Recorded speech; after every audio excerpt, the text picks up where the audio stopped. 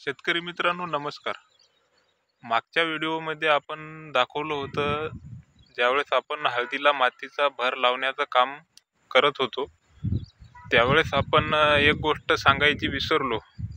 ती म्हणजे तुम्ही किंवा आपण पॉवर विडरच्या साहाय्यानं किंवा बैलाच्या साहाय्यानं जी मातीचा भर लावतो, तर ते माती आता हे जे दिसत आहे तुम्हाला इकडं, एकदम काठाला मशीन किंवा आपलं आऊत त्या काठाला गेल्यानंतर जे माती जमा होते, ते माती आपल्याला कशा पद्धतीनं साईडला लावायची हे तुम्हाला त्या दिवशी दाखवायचं आणि सांगायचं राहिलं होतं.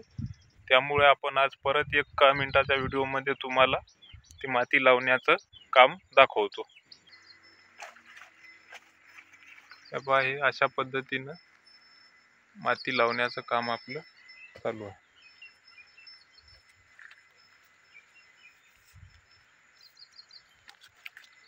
हे काठाला जे माती आपली जमा होती, त्या मातीमुळे कंदमाशीचा फार प्रादुर्भाव होतो. आपण जर माती टाकली नाही, कंदमाशीचा प्रादुर्भाव कसा होतो, आपली हळद किंवा कंद जर उघडा असेल तर त्या कंदाच्या वासानं आपल्या शेतावर कंदमाशी आकर्षित होते आणि आपल्या शेतावर कंदमाशीचा प्रादुर्भाव आढळून येतो.